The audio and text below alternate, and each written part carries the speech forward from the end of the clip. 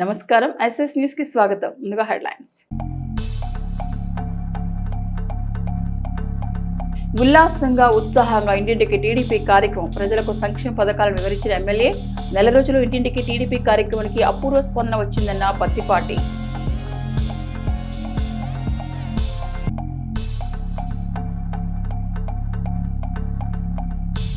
పల్నాడు జిల్లా కలెక్టర్ కార్యాలయంలో ప్రజా సమస్యలపై గ్రీవెన్స్. ప్రజల నుంచి వచ్చిన అర్జీలు అందుకున్న జాయింట్ కలెక్టర్ సంజీరాం సమస్యలు పరిష్కరిస్తామని హామీ.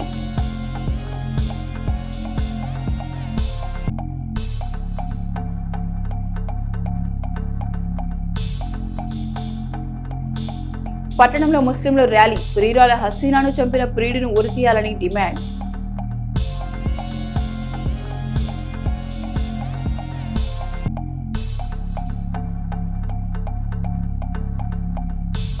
సుబ్బయ్య తోటలో కొబ్బరి చెట్టుపై చెలరేగిన మంటలు. బాణాసంచా నిప్పుర వెలుపడి దగ్ధం. మంటలు అదుపు చేసిన ఫైర్ సిబ్బంది.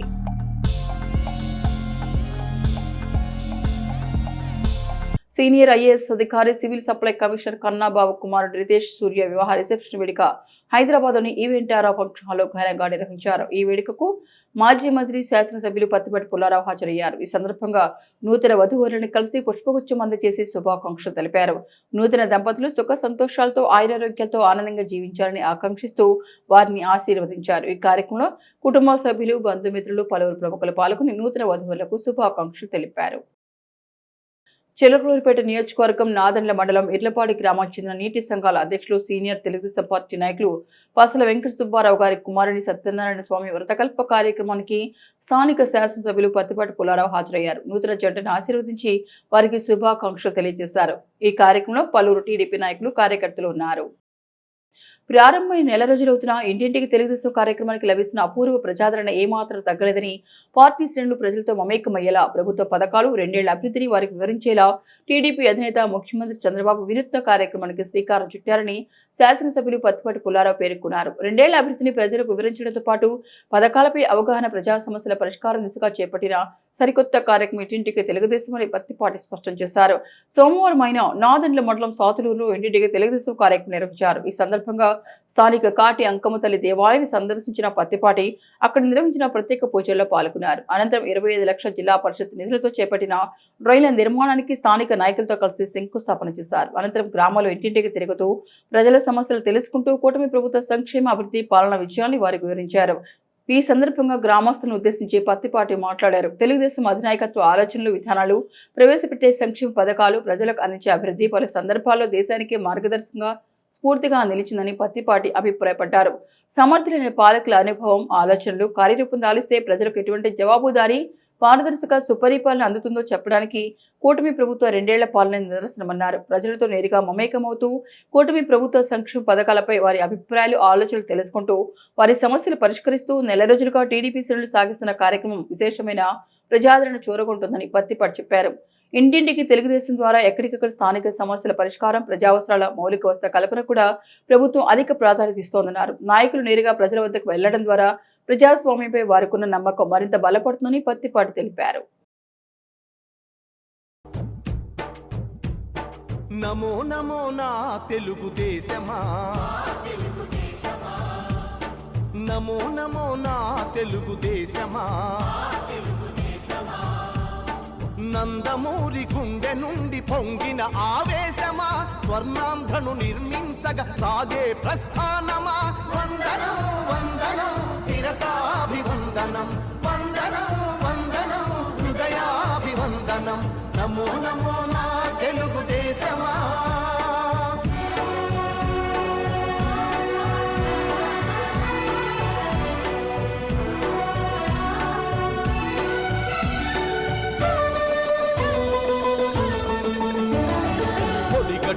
తెలుగువాని పౌరుషాస్మి రగిలించగా, పొడగొట్టిన తెలుగు పేరి ప్రపంచాన వినిపించగా, ఢిల్లీ చేతిలో కీలు బొమ్మలకు సవాలుగా, కుళ్ళు రాజకీయ పదవి కుట్రలకు జవాబుగా,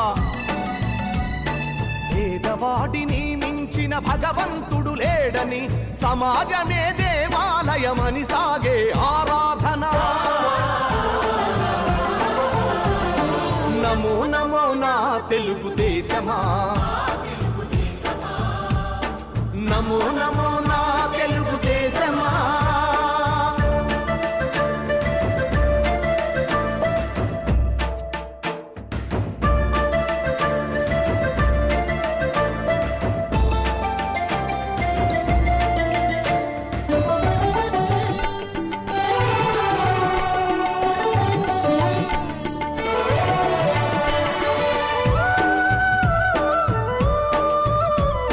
స్వచ్ఛమైన గాలి నీరు ఊరూరికి కానుకగా, మచ్చలేని సమాజాన్ని రేపటి పౌరులకివ్వగా, సోమరితనమే జాతికి రాతపుండు వంటిదని, శ్రమలోనే ఎన్నెన్నో సిరి సంపదలున్నవని, పని సంస్కృతి మన అందరి సహజ గుణం కావాలని, కొత్త చరితకు మమ్ముల సృష్టికర్తలను చేసిన నమో నమో నా తెలుగుదేశమా, నమో నమో నా తెలుగుదేశమా.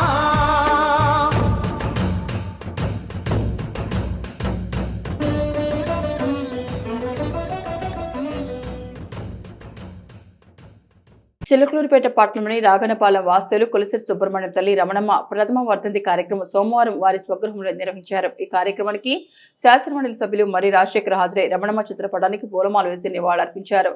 ఆమె కుటుంబ సభ్యులను పరామర్శించి సానుభూతి తెలిపారు. ఈ కార్యక్రమంలో డబ్బాల రమేష్, చింతకాయల కోటేశ్వరరావు, బోడి కోటేశ్వరరావు తదితరులు పాల్గొన్నారు.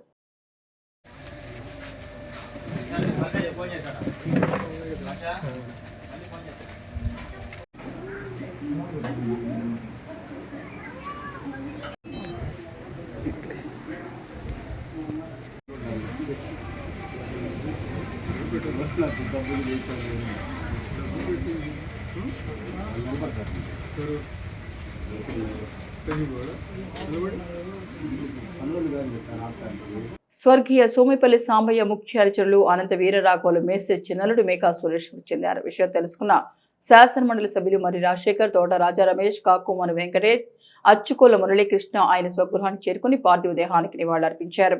అనంతరం కుటుంబ సభ్యులను పరామర్శించి తమ ప్రగాఢ సానుభూతిని, సంతాపాన్ని తెలియజేశారు. మేకా సురేష్ మృతి పట్ల వారు విచారం వ్యక్తం చేస్తూ ఆయన కుటుంబ సభ్యులకు ధైర్యం కల్పించాలని ఆకాంక్షించారు. ఈ కార్యక్రమంలో కస్తూరి వెంకటేశ్వర్లు, గిరి మేస్త్రి, గ్యాస్ వెంకన్న, గోలి సురేష్, జంజన వెంకట్రావు తదితరులు పాల్గొన్నారు.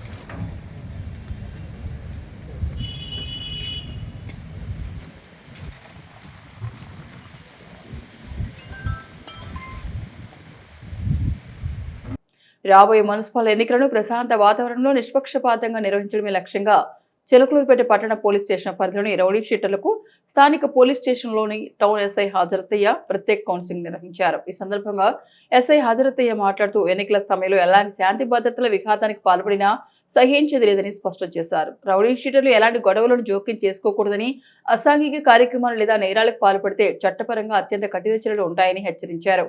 సమాజంలో అలజడిని సృష్టించాలని చూసినా, ఓటర్లను భయభ్రాంతులకు గురి చేసినా వారిపై పిడి యాక్ట్ నమోదు చేయడంతో పాటు పట్టణ బహిష్కరణ చేస్తామని ఘాటుగా హెచ్చరించారు. ప్రతి ఒక్కరూ చట్టాన్ని గౌరవించి ప్రశాంత వాతావరణానికి సహకరించాలని సూచించారు. చిలకలూరిపేట సుబ్బయ్య తోటలో హఠాత్తుగా చోటు చేసుకున్న అగ్ని ప్రమాదం స్థానికులను తీవ్ర భయాందోళనకు గురిచేసింది. ప్రాంతంలో నిర్వహించిన ఒక వేడుక సందర్భంగా స్థానికులు బాణాసంచా కాల్చగా దాని నిప్పురవులు ఎగిరిపడి సమీపంలో ఒక ఎత్తైన కొబ్బరి చెట్టుపై పడ్డాయి. ఎండిన మంటలు ఉండడంతో క్షణాలను మంటలు చెట్టున్నల వైపులో వ్యాపించి అగ్నికిరణలు ఎగిసిపడ్డాయి. దట్టమైన పొగలు, మంటలు పక్కనే ఉన్న నివాస గృహాల వైపు రావడంతో చుట్టుపక్కల ప్రజలు ఆందోళనతో రోడ్లపైకి పరుగులు తీశారు. స్థానికులు వెంటనే అప్రమత్తమై నీళ్లతో మంటలను అదుపు చేసే ప్రయత్నం చేస్తూనే అగ్నిమాపక కేంద్రానికి సమాచారం అందించారు. సమాచారం అందుకున్న వెంటనే ఘటనా స్థలానికి చేరుకున్న ఫైర్ సిబ్బంది చాకచక్యంగా వ్యవహరించి మంటలను పూర్తిగా అదుపులోకి తీసుకొచ్చారు. సమయానికి అగ్నిమాపక సిబ్బంది మంటలను ఆర్పడంతో సమీప ఇళ్లకు ప్రమాదం తప్పిందని, దీంతో ప్రతి ఒక్కరు ఊపిరి పీల్చుకున్నారని స్థానికులు తెలిపారు. వేడుకల సమయంలో బాణసంచా కాల్చేటప్పుడు తగిన జాగ్రత్తలు తీసుకోవాలని అధికారులు సూచిస్తున్నారు.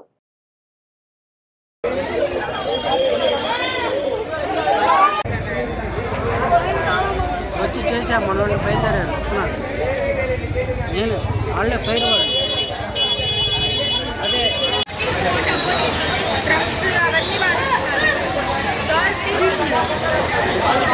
అయిపోయింది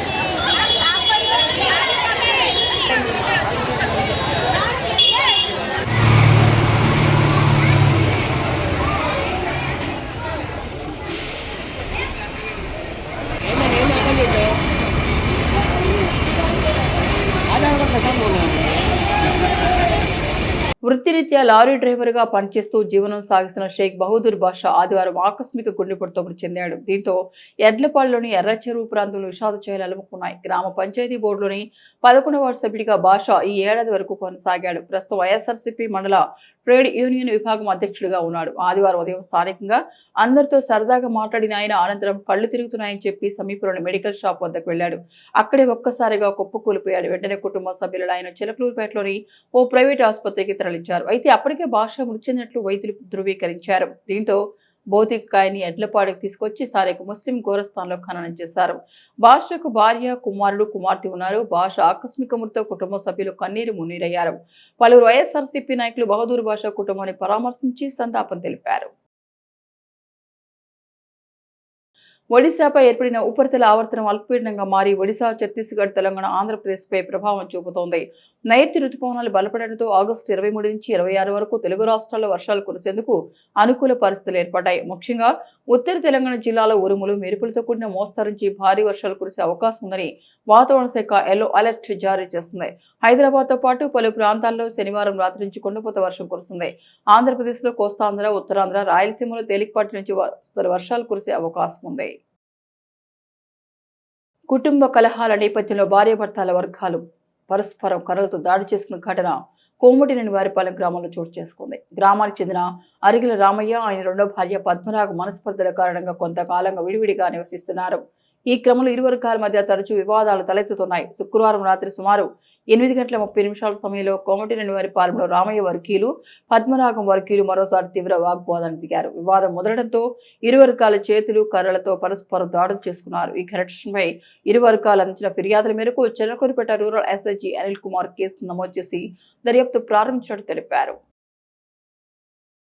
పల్నాడు జిల్లా చిలకలూరుపేటకు చెందిన షేక్ హసీనా హత్య కేసు నిందితుడికి కఠిన శిక్ష విధించాలని డిమాండ్ చేస్తూ ప్రజా సంఘాలు, ముస్లిం సంఘాల ఆధ్వర్యంలో నిరసన మానవహారం నిర్వహించారు. పెద్ద సంఖ్యలో పాల్గొన్న ప్రజలు ప్లకార్డులు, బ్యానర్లు నిందితుడికి ఉరిశిక్ష విధించాలని డిమాండ్ చేశారు. మరొక హసీనాకు ఈ గతి పట్టకూడదు, హసీనాకు ఈ గతి పట్టించిన బాల సైదులకు ఉరిశిక్ష విధించాలి అంటూ నిరసనకారులు నినాదాలు చేశారు. బాధిత కుటుంబానికి న్యాయం చేయాలని, ఇటువంటి ఘటనలు పునరావృతం కాకుండా నిందితుడిపై కఠిన చర్యలు తీసుకోవాలని డిమాండ్ చేశారు.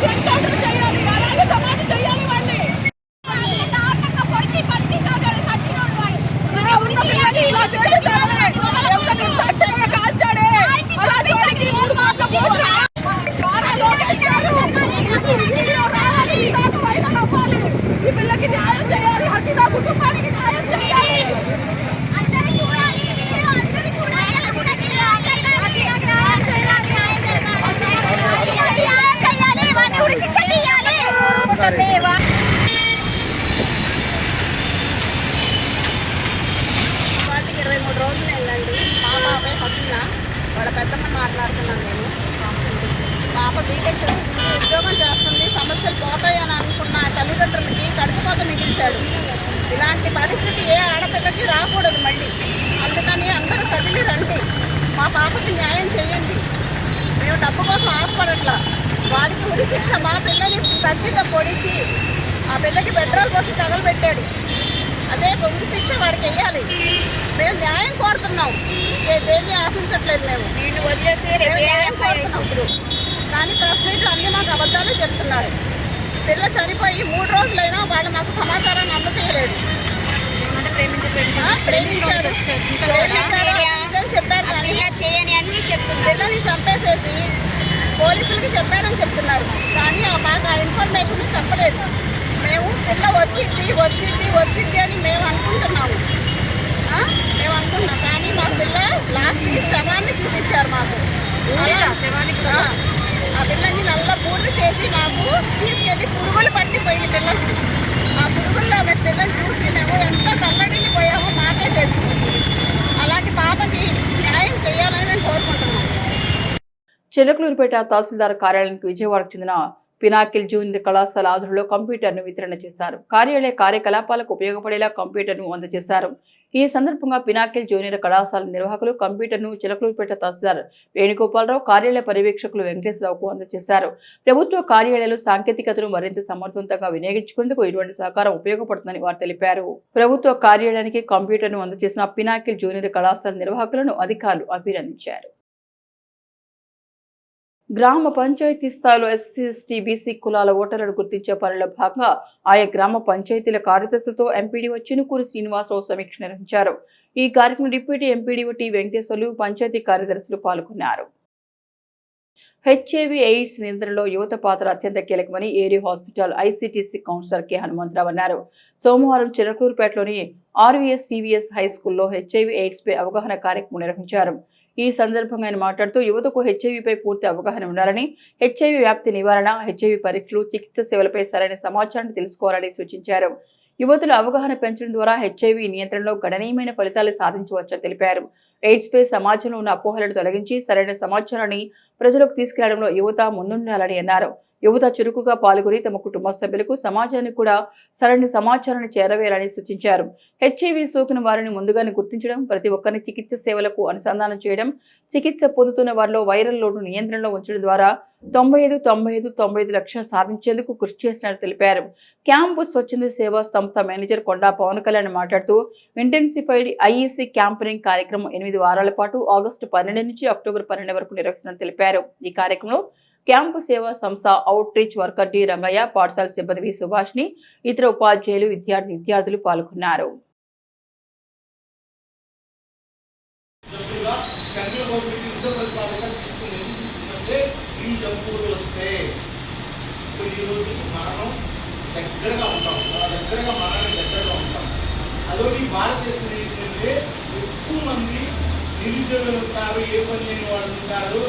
కొంచెం రిస్క్ పీపుల్ ఎక్కువ ఉంటారంటే ఎక్కువ ప్రమాదాంశంలో ఉంటారు. ఇక్కడ చెడు వ్యసనాల వైపు, డ్రగ్స్ వైపు, వేరే బ్యాడ్ హ్యాబిట్స్ వైపు, ఆల్కహాల్ వైపు రకరకాల హ్యాబిట్స్ ఇండియాలో ఎక్కువ ఉంటాయి అనేది గణాంకాలు మనం చెప్పేది కాదు, గవర్నమెంట్ సర్వే ప్రకారం చెప్పేది. దానికి ఏమవుతుందంటే ఈ మధ్యకాలంలో ప్రజా సమస్యల పరిష్కార వేదిక కార్యక్రమం వచ్చే అర్జీల పరిష్కారంపై ప్రజాభిప్రాయ సేకరణ జరుగుతుందని రెవెన్యూ డివిజనల్ అధికారి అద్దయ్య తెలిపారు. సోమవారం కలెక్టరేట్లో ప్రజా సమస్యల పరిష్కార వేదిక కార్యక్రమాన్ని నిర్వహించారు.